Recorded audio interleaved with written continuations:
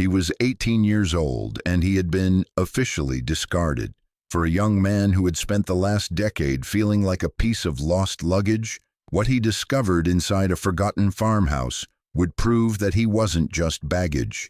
He was an inheritance. If you've ever felt like you were on the outside looking in, or like your story was written by someone else, then I need you to listen. Hit that subscribe button, because this isn't just my story. It's for anyone who's ever had to find their own way home. The day I turned 18 was the day I ceased to exist, at least in the eyes of the state. There was no cake, no party, just a thin manila envelope on the corner of my cot, in the dorm I shared with 3 other boys who were all counting down their own days. My name, Alex Mercer, was typed on the front, looking as sterile and impersonal as a file number. For 2 years, this room had been my world. The smell of institutional disinfectant, the constant low hum of the fluorescent lights in the hallway, the murmur of voices through thin walls. It was the soundtrack to being forgotten. Mr. Henderson, the house manager, had placed the envelope there. He didn't say, "Happy birthday." He said, "Your time's up at noon, Mercer. Got your things packed?" My things. I glanced at the single black duffel bag by the door. It contained 3 changes of clothes, a worn copy of a book I'd read a dozen times, and a toothbrush. Everything I owned in the world. I nodded, my throat too tight to speak. He grunted, a sound that was neither kind nor cruel, just indifferent. He was a man running a facility, not a home. We were units, not children, and my unit number had just expired. I sat on the lumpy mattress, the springs groaning in protest, and picked up the envelope. It felt too light to contain a future, too formal to contain any hope. Inside was a bus ticket to a town I'd never heard of, Creek Bend, $100 in cash, and a typed letter on crisp, expensive-feeling paper. It wasn't from the state, it was from a law firm, Albright and Associates. The letter was brief. It informed me that upon reaching the age of majority, I was to present myself at their office in Creek Bend to discuss the final dispensation of the estate of one Eleanor Mercer. My grandmother, a woman I barely remembered, a ghost from a life before this one, a life I'd been told was over, a door that had been sealed shut when I was 8 years old. The social workers had used vague, placating words back then. Unfit, unstable environment, for your own good.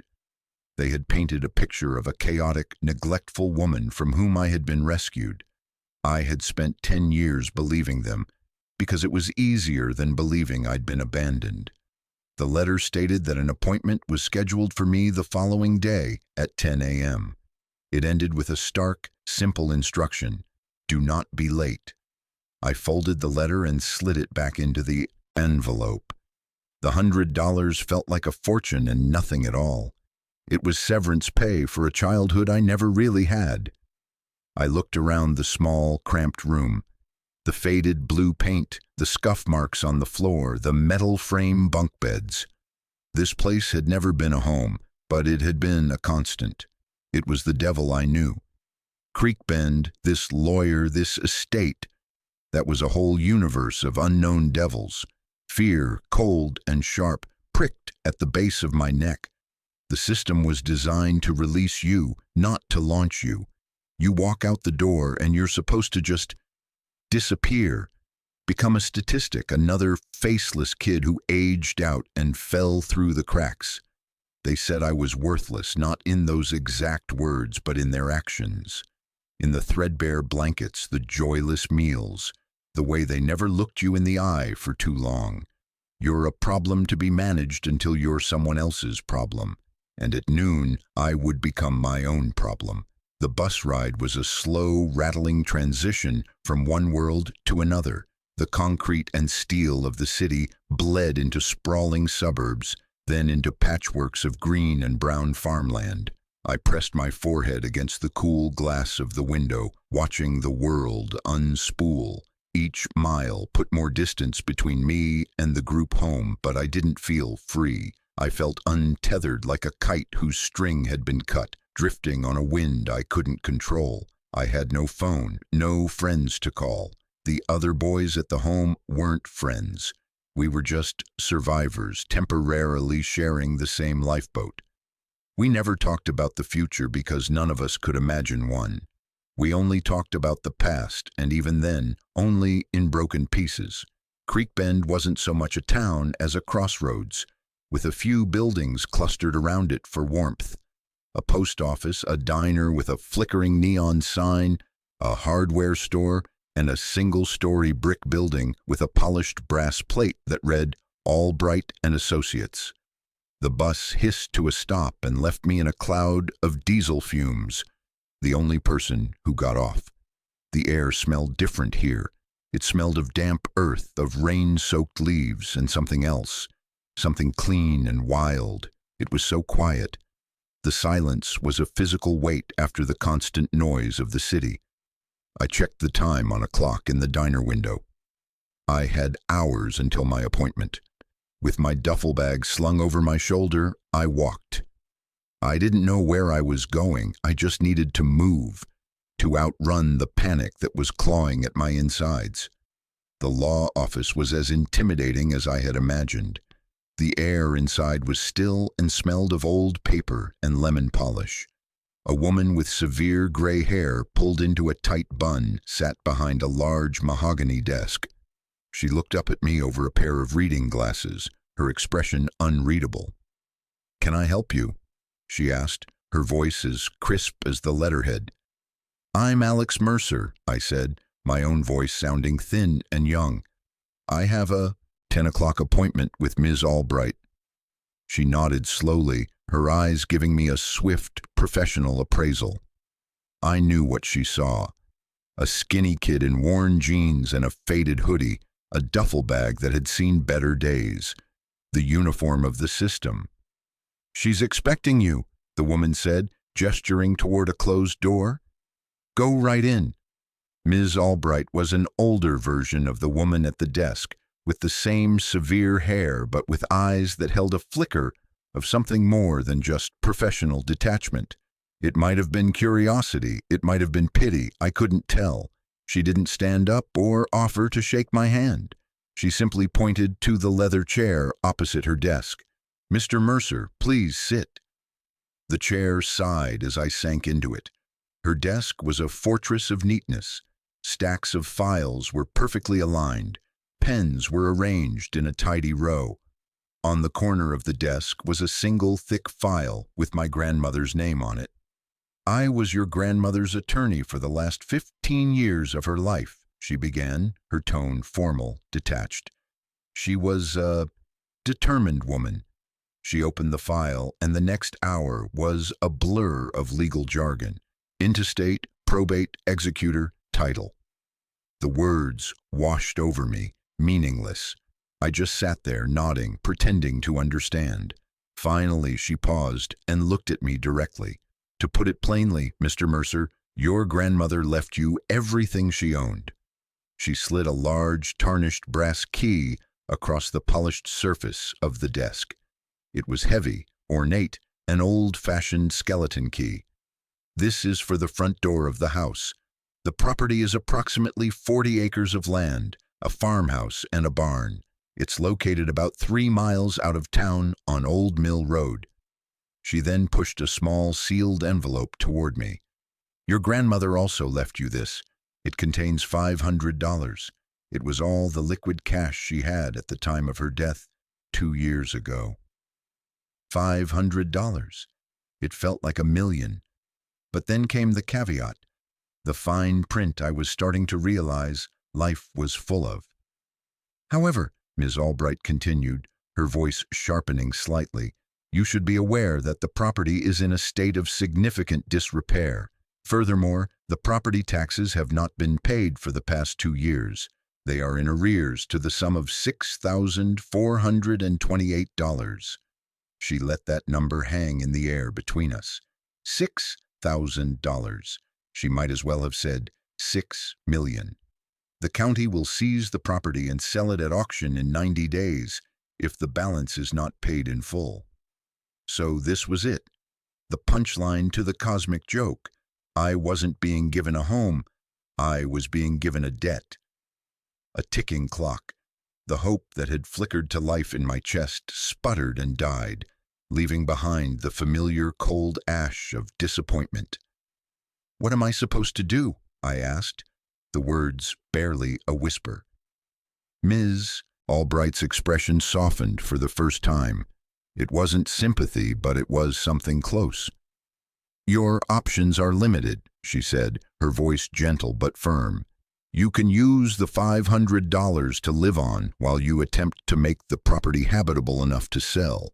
It's unlikely you'll get much for it in its current state, but it might be enough to cover the tax debt and give you a small amount to start over with, or you can simply walk away. Forfeit the property to the county, use the money to find a room somewhere, and get a job." Walk away. It was the easy choice. It was the sensible choice. It was the choice a worthless kid from the system was expected to make. Take the cash and run. But then my eyes fell on the key. It was old and solid and real. It was a connection to something, to someone, to a woman I barely knew, but who had, for whatever reason, left me the only thing she had in the world. Abandonment had been the story of my life. I couldn't bring myself to abandon her, or what was left of her.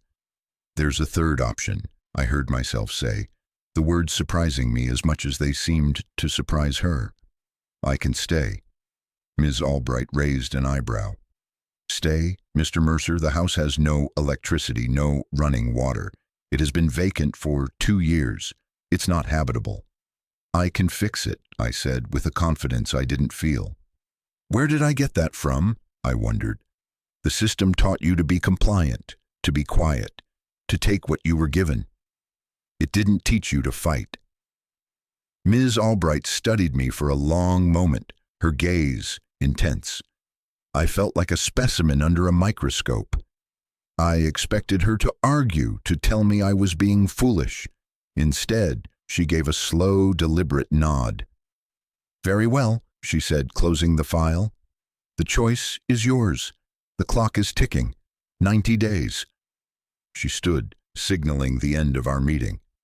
"A man named Gus at the hardware store can give you a ride out there. I called him this morning. He's expecting you." She handed me the envelope with the money and the heavy brass key. As I stood to leave, my hand on the doorknob, she spoke one last time. "Mr. Mercer," she said. I turned back. "Your grandmother, she was a fighter. She never gave up on anything, ever." It wasn't a warning or a piece of advice. It was just a statement of fact.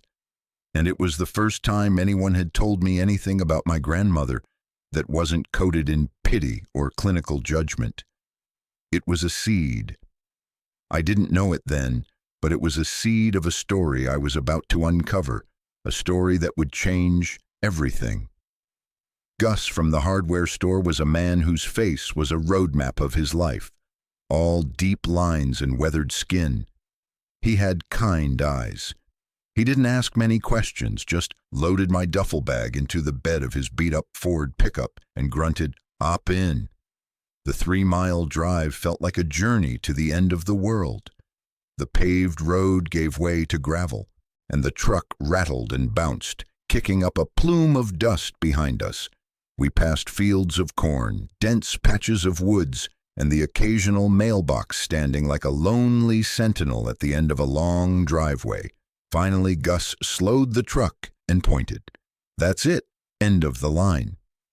The truck crunched to a stop. I looked out the window and my heart sank. In disrepair was a gentle way of putting it. The farmhouse wasn't just neglected, it looked wounded. It was a 2-story wooden structure that might have once been white, but was now a patchwork of peeling paint and weathered gray wood. The porch sagged tiredly to one side, and several windows were boarded up. The roof had a visible dip in the middle, like a tired old man slumping his shoulders. The land around it was a sea of overgrown weeds and tangled briars, swallowing what might have once been a yard. A large red barn stood behind the house, its doors hanging crookedly on their hinges. It was a picture of decay, a monument to forgotten things. Gus must have seen the look on my face. "She's seen better days," he said, his voice soft. "But she's got good bones. Your grandmother, Eleanor, she loved this place, poured her whole life into it." He helped me get my bag from the truck bed. "Listen, kid," he said, pressing a crumpled piece of paper into my hand. "That's my number. You need anything, a ride to town, some advice. You call, don't be proud." I mumbled my thanks, overwhelmed. He just nodded, got back in his truck, and drove away, leaving me alone in the oppressive silence, standing before the wreckage of my inheritance. I stood there for a long time, just looking. The key felt heavy and useless in my hand. This wasn't a home, it was a ruin. The scale of the work needed was crushing.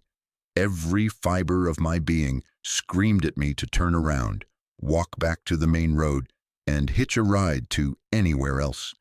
Take the $500 and disappear. It was the smart move, but Ms. Albright's words echoed in my head. She was a fighter. And then I thought about the group home, the feeling of being disposable. If I walked away from this, what did that make me? I would be proving them right, that I was worthless, that I would just give up.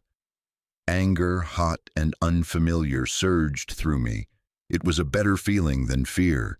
It was fuel. I took a deep breath, the air thick with the smell of damp earth and decay, and walked toward the sagging porch. The wooden steps groaned under my weight, but they held. The brass key was stiff in the lock, coated in a fine layer of green tarnish. I had to put my shoulder into it, turning it with both hands, until, with a loud, grating click, the lock gave way. I pushed the door open. It swung inward on a single, protesting hinge, revealing a dark, cavernous space. The air that rushed out was stale and cold, carrying the scent of dust, mildew, and time itself. Sunlight struggled to pierce the grime on the windows, cutting dusty shafts through the gloom. I stepped inside, and the door swung shut behind me with a final booming thud that echoed through the house, sealing me in. I was home. The inside was a time capsule of abandonment. Furniture, a sofa, armchairs, a dining table, was draped in white sheets, making them look like a family of ghosts waiting patiently for someone to return. Dust motes danced in the slivers of light like tiny, frantic spirits. The floor was covered in a thick layer of dust and dirt, with fallen plaster from the ceiling creating pale, abstract patterns. In the center of the living room, a grand stone fireplace stood cold and empty, a dark maw filled with cobwebs. It was overwhelming. The sheer amount of work was a physical weight pressing down on me. I didn't know where to start. I didn't even know if I could start. I walked slowly through the downstairs rooms, my footsteps muffled by the dust. The kitchen was the worst. A layer of grime coated every surface, and a faint, sour smell lingered in the air. A calendar on the wall was still turned to a month from 2 years ago. A stark reminder of the daytime had stopped in this house. On the simple wooden kitchen table, sitting right in the center as if it had been placed there only yesterday, was a single sealed envelope. It was different from the one the lawyer had given me. It was a soft, cream-colored envelope, and my name, Alex, was written on the front in a shaky but elegant cursive script. My breath caught in my throat. I knew, instinctively, that this was from her, my grandmother. I picked it up, my fingers trembling slightly. The paper was thick, expensive. I carefully broke the wax seal on the back and pulled out a folded sheet of matching paper. The same cursive script filled the page. I moved closer to a dirty window to catch the fading afternoon light and began to read. "My dearest Alex," it began. The words felt impossibly intimate. "If you are reading this, then I am gone and you have come home. I am so sorry, my boy, for everything. I know you must have 1,000 questions, and I know you must hate me. They told you I abandoned you, didn't they? They told you I wasn't fit to raise you. Part of that is true. I wasn't fit, not for the world they wanted for you, but I never, ever abandoned you. Everything I did to protect you, to protect this place for you. I had to stop and take a shaky breath. My eyes were burning. I'd spent a decade building a wall around my heart, a wall made of resentment and the cold, hard fact of my abandonment. In a few sentences, she was already starting to tear it down. I continued reading. This house is a mess, I know. I'm sorry for that too. My last years were difficult. I didn't have the strength I once did. But this place is yours now, Alex. It's in your blood, just as it's in mine. Don't sell it, please, not yet. This land is more than just dirt and trees. It's our story, your story. You won't have much money. The lawyer will have given you what little I had left. But there is more. I couldn't keep it in a bank. They would have taken it. Go to the barn, in the old tack room, behind the loose stone in the back wall, 3rd row from the floor. You will find what you need to get started. It's not a fortune, but it's a fighting chance. Use it to buy food and supplies. Make one room livable. Start with the kitchen. A man needs a warm place to eat and think. Be strong, my Alex. This is only the beginning. There is more I have to tell you, but it will have to wait. Find the other letters. They will explain everything. Your loving grandmother, Eleanor. I read the letter 3 times, my hands shaking. It was a voice from the grave, a ghost reaching out to me, a fighting chance. The words echoed Ms. Albright's. She was a fighter. Suddenly, the oppressive weight of the house felt different. It wasn't just a burden anymore. It was a puzzle, a mission, a story waiting to be uncovered. Hope, fragile but fierce, ignited in my chest again. I had a task. I had instructions. For the first time in my life, I had a purpose, given to me by the one person I thought had thrown me away. I folded the letter carefully and tucked it into my pocket, a precious talisman against the despair that had been my constant companion. Then I turned and headed for the barn. Now, I want to pause here for a second and talk to you. Maybe you've received a letter like that, not a literal one maybe, but a moment, a discovery, a realization that turned your whole world upside down. That moment where you find out the story you've been told about your life, about your family, about yourself. It's not the whole story. It's a powerful, terrifying feeling, isn't it? To have the ground shift beneath your feet. If this is hitting you right now, I want you to know you're not alone. This community is built on people who understand what it's like to have to rebuild your own narrative from scratch. So if you've made it this far, thank you. Your support means the world. Drop a comment below and tell me about a time you had to find a new truth. Now, let's get back to the barn and the first secret my grandmother left for me. The barn was even more daunting than the house. It was vast and dark, smelling of hay, dust, and animal ghosts. Light streamed in through gaps in the wooden slats, striping the dusty floor. Old, rusted farm equipment sat in the corners like sleeping iron beasts. I found the tack room at the back, a smaller chamber filled with brittle leather harnesses and empty saddle racks. The air was thick with the smell of leather and linseed oil. I ran my hands along the stone wall at the back, my heart pounding in my chest. 3rd row from the floor.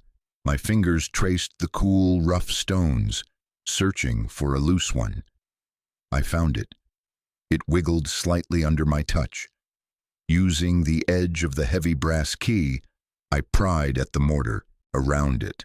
It was old and crumbly, and after a few minutes of scraping, the stone came free. Behind it was a dark, hollow space. I reached inside, my fingers brushing against something cold and metallic. I pulled it out. It was a small tin lockbox, the kind people use for petty cash. It was heavy. It wasn't locked. I lifted the lid, and my breath hitched. It was filled with cash. Not a fortune, as the letter had said, but more money than I had ever seen in my life. It was neatly bundled stacks of 20s and 50s. I didn't count it right away. I just stared at it. This was real. This was a test. Her letter had said to use it to get started, to buy supplies, not to run. This money wasn't an escape hatch. It was an anchor. It was meant to hold me here. I closed the box, slid the stone back into place, and carried my fighting chance back to the house. The first thing I bought was not food. It was cleaning supplies, buckets, sponges, bleach, trash bags, and a heavy-duty pair of work gloves. Gus gave me a ride back into town, and when he saw what I was buying, he just nodded, a small, approving smile touching the corners of his mouth. "Starting with the hard stuff, huh?" he said. "That's the only way," I replied, the words feeling true as I said them. I spent the next week engaged in a full-scale war against filth. I followed my grandmother's instructions. I started with the kitchen. I filled bucket after bucket with hot water I heated over a small fire I built in the backyard using fallen branches. I scrubbed the floors on my hands and knees until the original wood grain started to show through the layers of grime. I washed the windows until sunlight, bright and unfiltered, finally poured into the room, chasing the shadows into the corners. It was grueling, back-breaking work. Every muscle in my body ached. My hands were raw and blistered, even through the gloves. At night, I'd collapse onto a pile of old blankets I'd found, too tired to even feel the loneliness of the huge, empty house. But every morning, I'd wake up and see the progress. The clean patch of floor, the sparkling window, the scrubbed countertop. It was tangible. It was real. I was making a mark, transforming a space. And in doing so, I felt like I was transforming myself. The feeling of worthlessness, the one that had been branded on me by the system, began to fade with every bucket of dirty water I threw out. I wasn't a problem anymore. I was a solution. I was a builder. After the kitchen was clean, I tackled the plumbing. I had no idea what I was doing, but I found a box of old manuals in a drawer. I read them by candlelight, studying diagrams of pipes and valves. I found the main water line coming from the well, and after 3 days of trial and error, a lot of cursing and getting soaked more than once, I managed to fix a leaking joint and get the pump working. When I turned the faucet in the kitchen sink and a stream of clear, cold water gushed out, I laughed out loud. It was a rusty, unused sound, but it was a laugh. I had running water. It felt like a miracle I had made with my own 2 hands. With a clean kitchen and running water, the house started to feel less like a tomb and more like a possibility. I was still sleeping on the floor, but now it was a clean floor. I was eating simple meals, canned soup, bread, peanut butter, but I was eating them at a clean table in a room filled with sunlight. I had spent so much of my life being told what to do, where to be, who I was. Here, in the silence and the solitude, I was making my own choices. I was setting my own schedule. I was discovering who I could be when no one was watching, and I was starting to like that person. He was tired, he was sore, but he wasn't a quitter. One afternoon, while clearing out a small pantry off the kitchen, I found another clue. Tucked away on the top shelf behind a row of dusty, empty mason jars was a small leather-bound journal. It wasn't a letter, it was older. The leather was cracked and the pages were yellowed with age. I opened it. The first entry was dated 30 years ago. It was my grandmother's handwriting, but it was stronger, more fluid than the script in the letter. It was a farm journal. It detailed crop rotations, weather patterns, expenses, and profits. I started reading, and a picture of a different Eleanor Mercer began to form. Not the frail, defeated woman her last letter hinted at, but a powerhouse. A woman who ran a 40-acre farm by herself. A woman who understood the land, who fought droughts and early frosts, who recorded every penny earned and spent with meticulous care. As I read deeper into the journal, I found more than just farm records. I found her. There were small, personal notes scribbled in the margins. Saw the first robin of spring today. A good omen. Fixed the tractor engine myself. That'll show 'em. The bank is being difficult again. And then an entry that made me stop cold. It was dated about a year before I was born. A company called Ridgeline Development sent a man out today, offered to buy the land, a lowball offer. Told him to get off my property. They want this valley. I won't let them have it.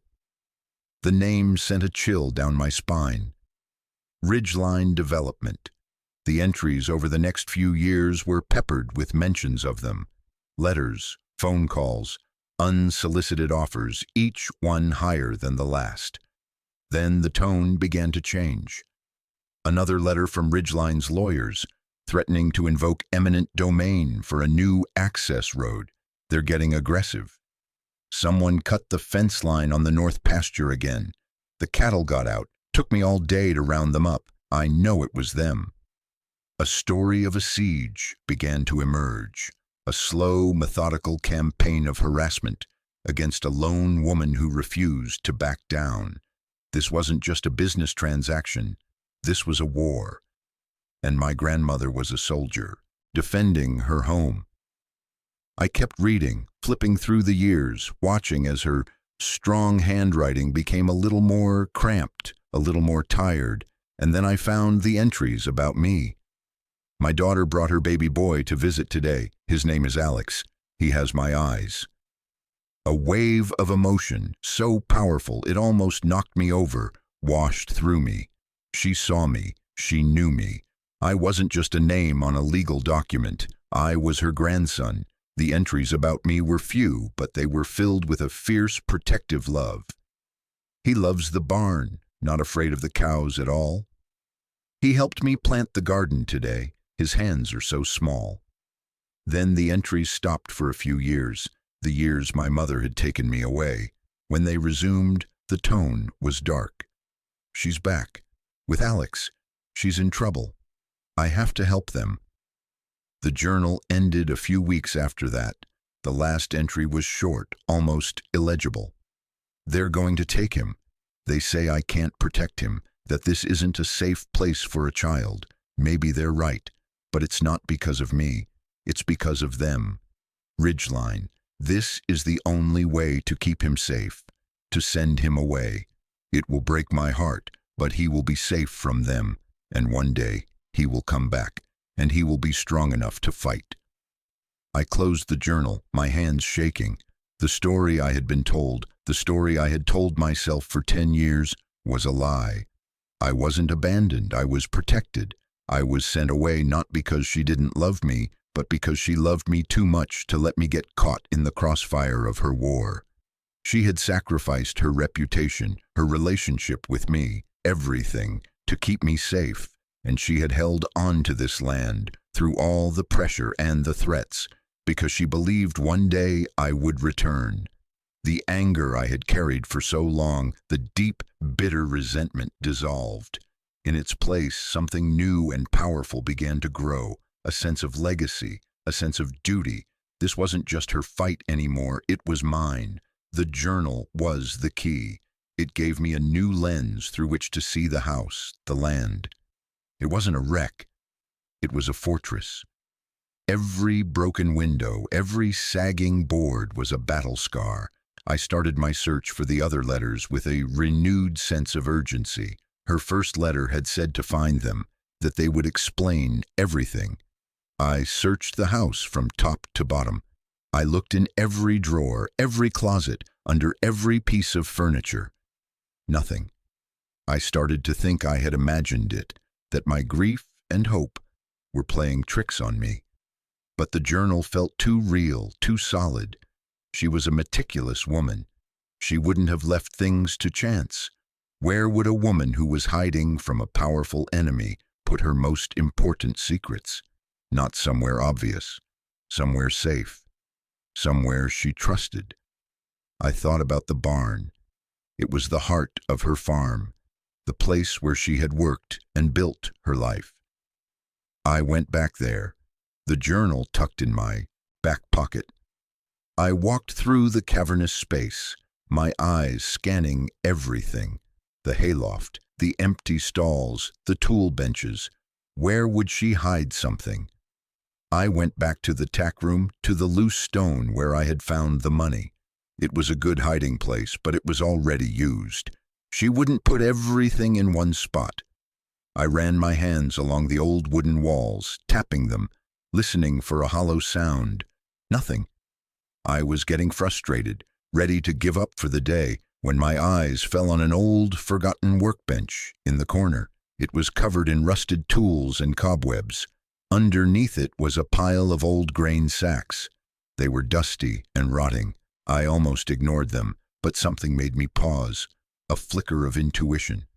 I pulled the sacks away. They disintegrated in my hands, leaving a cloud of dust and fibers. Underneath them was a section of the wooden floor that looked different. The boards were newer, the nails less rusted. I got on my hands and knees and examined them. There was no handle, no obvious way to lift them, but at one edge I saw a small, drilled hole, just big enough to stick a finger in. I hooked my finger into the hole and pulled. The section of flooring lifted up like a trapdoor. My heart hammered against my ribs.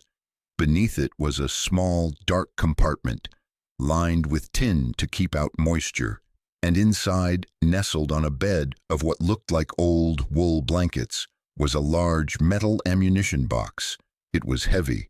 I lifted it out and set it on the floor. The latches were stiff, but I managed to pry them open. The contents of the box took my breath away. It was an archive of her fight. There were stacks of letters tied with twine. Not personal letters, but official correspondence. Letters from Ridgeline Development with their aggressive offers. Copies of her defiant replies. Letters from their lawyers filled with legal threats. And her responses co-signed by Ms. Albright, refusing to be intimidated. There were photographs, pictures of the cut fences, of tire tracks that didn't belong on her property, of a dead tree that looked like it had been poisoned. Each photo was dated and annotated in her neat, precise script. There was a thick file labeled grievances detailing every instance of harassment, every strange occurrence, every time she had called the sheriff only to be told there was nothing they could do. And at the very bottom of the box there was another bundle of personal letters wrapped in a silk ribbon. These were addressed to me. There were at least a dozen of them. I picked up the one on top. The date on it was from just after I had been taken into state custody. My hands trembled as I opened it. "My dearest Alex," it read, "today was the worst day of my life. They took you." I stood on the porch and watched the car drive away until it was just a dot on the horizon. I let them believe I was an unfit, crazy old woman. It was the only way. Ridgeline had started threatening to report me to child services, to invent stories, to say this farm was a dangerous place for a boy. I knew they would make good on that threat. I couldn't fight them and protect you at the same time, so I made a choice. I chose you. I let you go so you could be safe. I pray one day you will understand and forgive me. This fight is not over. I will hold on to this land for you. It is your birthright. No matter what, it will be here when you are ready. I sank to the floor of the barn, the letter clutched in my hand, and I wept. I cried for the little boy who thought he'd been thrown away. I cried for the lonely teenager who had built a shell around himself to survive. But mostly I cried for her, for the iron-willed woman who had endured a decade of solitude and heartbreak, fighting a silent war, all for me. The grief was immense, a tidal wave that washed away the last vestiges of my anger and left me feeling raw and exposed. But underneath the grief, there was something else, a profound, bone-deep love and a burning, righteous fury. They hadn't just tried to take her land. They had taken her grandson. They had stolen 10 years of our lives.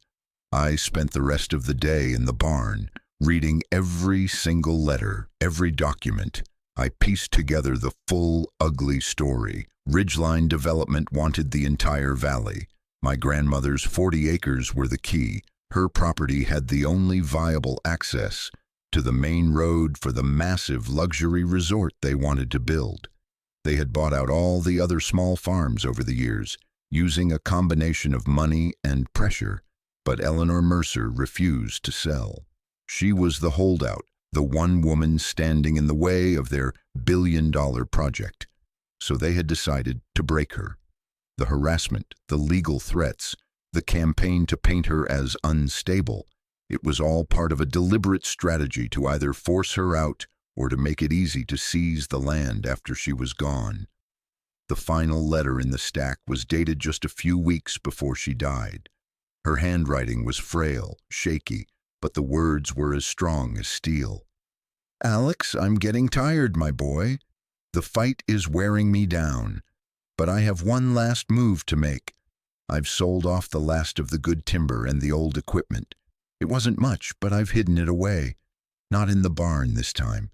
They've been watching the place too closely. Look in the heart of the home, the fireplace. There's a loose stone in the back, behind the firebox. It's my last gift to you and my last weapon. The taxmen will be coming soon. They always do. The debt is my final shield. Ridgeline thinks the county will take the land and they can buy it for pennies at auction. They think they've won. But they don't know about you. They don't know about this box. And they don't know about the money in the fireplace." The letter ended with a choice. It was laid out so clearly, it felt like she was in the room with me, her hand on my shoulder.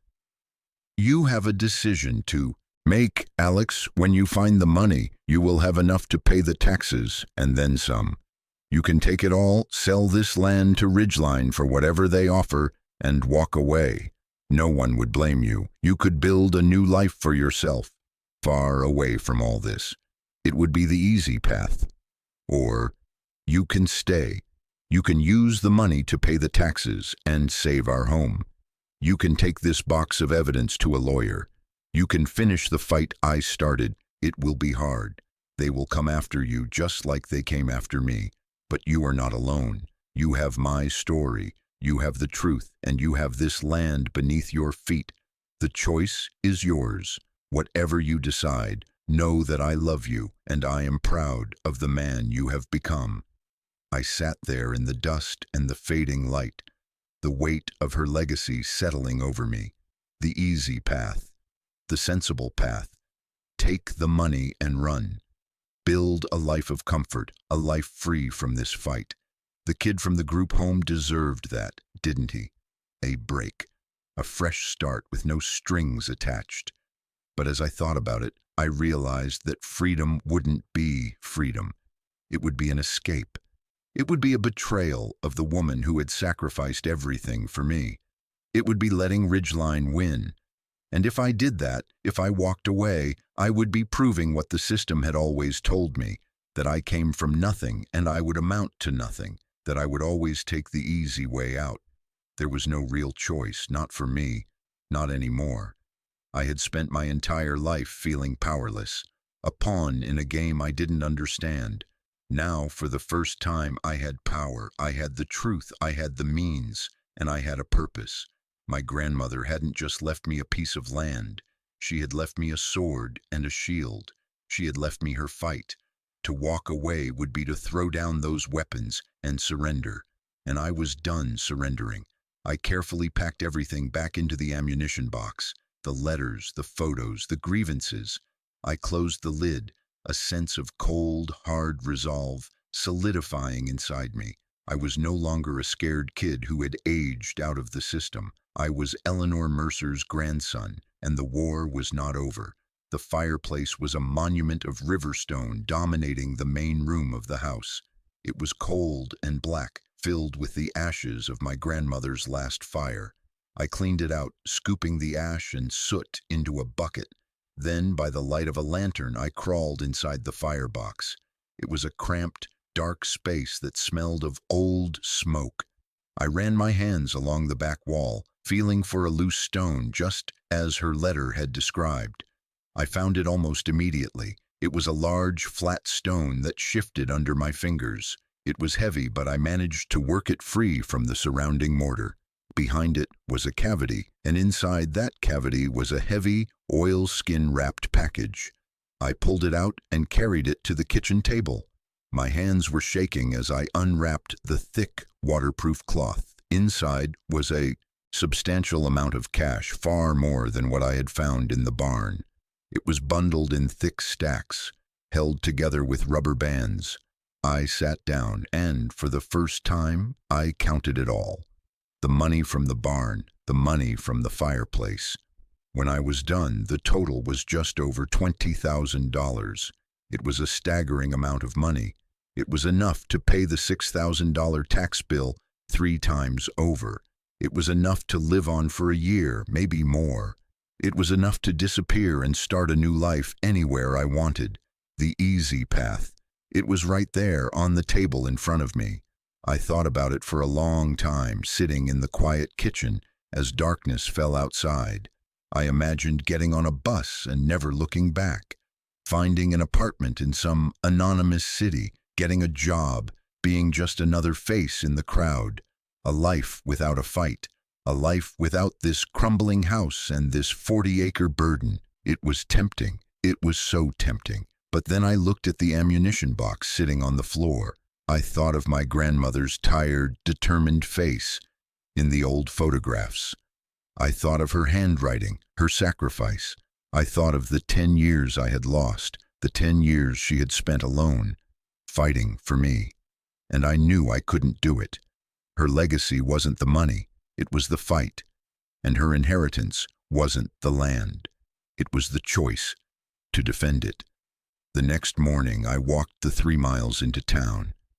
I didn't call Gus for a ride. I needed the walk. I needed to feel the dirt road under my feet, the same road she had walked 1,000 times. I felt a sense of purpose with every step. I was no longer drifting. I was marching. I walked straight to the office of Albright and Associates. The receptionist looked up, surprised to see me. I must have looked different. I probably stood up straighter. The fear was gone from my eyes, replaced by something else. "I need to see Miss Albright," I said. My voice was steady. "I don't have an appointment." She hesitated for a moment, then picked up the phone. A moment later, she nodded. "Go on in." Ms. Albright was sitting behind her desk, just as before. She looked at me over her glasses, her expression neutral. "Mr. Mercer, to what do I owe the pleasure?" I didn't sit down. I walked to her desk and placed 2 things on the polished mahogany surface. The first was the ammunition box. The second was a bundle of cash, $6,428. "I'm here to pay the back taxes on my grandmother's property," I said. Her eyebrows shot up. She looked at the money, then at the box, then back at me. For the first time, I saw her professional mask slip. She was genuinely stunned. "Where did you get this?" she asked, her voice a mixture of suspicion and curiosity. "She left it for me," I said simply, "along with this." I tapped the top of the ammunition box. This is why she couldn't keep money in the bank. This is what she was, fighting, and now it's my fight. I opened the box and showed her everything. The letters from Ridgeline, the photographs, the journal, my grandmother's final letters to me. Ms. Albright was silent as she sifted through the contents, her sharp eyes missing nothing. She read the legal threats, examined the photos, and scanned the pages of the journal. The more she read, the more her expression changed, hardening from skepticism into a cold, controlled anger. She spent nearly an hour reading while I stood there, waiting. Finally, she looked up at me. The pity was gone from her eyes. It was replaced by something else, respect. "Your grandmother was a remarkable woman," she said, her voice quiet but firm. I knew she was being harassed, but I had no idea of the extent. She kept most of this from me. She was trying to protect me too, I suppose. She leaned back in her chair, her gaze fixed on me. You had enough money here to walk away from all of this, she stated, not as a question, but as a fact. Why didn't you? Because she didn't, I replied. A small smile touched Ms. Albright's lips. It was the first time I had seen her smile. It transformed her face. No, she said, she certainly did not. She stood up and walked to the window, looking out at the quiet street. Ridgeline Development has deep pockets, Mr. Mercer. They have a team of ruthless lawyers. This will not be an easy fight. I know, I said, but I'm not asking for easy. She turned back to me, her eyes shining with a new light. Eleanor paid me a retainer for years, even when she couldn't afford it. She always said it was for the real fight that was coming. I'd say this qualifies. She walked back to her desk and extended her hand to me. This time, I took it. Her grip was firm, her hand surprisingly strong. I'll file a stay on the tax seizure this afternoon. Then I'm going to file a civil suit against Ridgeline Development for harassment, emotional distress, and conspiracy. We'll use your grandmother's evidence. We'll use her words. We're going to finish what she started. The months that followed were a different kind of battle. It wasn't fought with shovels and cleaning supplies, but with depositions, affidavits, and legal motions. Ms. Albright was a force of nature, a brilliant and relentless tactician. Ridgeline's lawyers tried to bury us in paperwork, to dismiss the case, to paint me as an opportunistic kid trying to extort money. But they couldn't get past the evidence. They couldn't refute my grandmother's meticulous records. The ammunition box was her final, undeniable testimony. The local community, which had always been wary of the aggressive development company, started to rally around us. Gus spread the word. People I didn't even know would drop off casseroles on my porch or offer to help with repairs on the farm. They remembered Eleanor, they respected her, and now they respected her grandson for taking up her cause. The fight didn't end in a dramatic courtroom victory. Ridgeline, faced with a mountain of damning evidence and the prospect of a public, messy trial that would expose their predatory tactics, chose to settle. It wasn't the billion-dollar knockout punch you see in movies. It was a quiet, negotiated surrender. They agreed to drop all claims and interest in the valley. They paid a significant settlement, enough to cover all our legal fees, make the necessary repairs to the house and barn, and set up a trust for the farm's future. But more importantly, they lost. They were driven back. The valley was safe. A year after I first set foot in that dusty, broken house, I stood on the newly repaired porch, looking out over my land. The house had a new roof and fresh white paint. The windows gleamed in the sun. The fields, which I had cleared and tilled, with the help of my new neighbors, were planted with the beginnings of a crop. The barn stood straight and tall, its doors repaired, its structure sound. It wasn't a ruin anymore. It was a home. It was my home. I had done more than just fix a house. I had rebuilt a life. I had reclaimed a story. I learned that inheritance isn't just about what you're given. It's about what you choose to do with it. My grandmother didn't leave me a fortune. She left me a choice. She left me a legacy of resilience. The world, the system had told me I was worthless, a piece of forgotten luggage. But they were wrong. I wasn't worthless. I was a warrior. I was a farmer. I was a protector.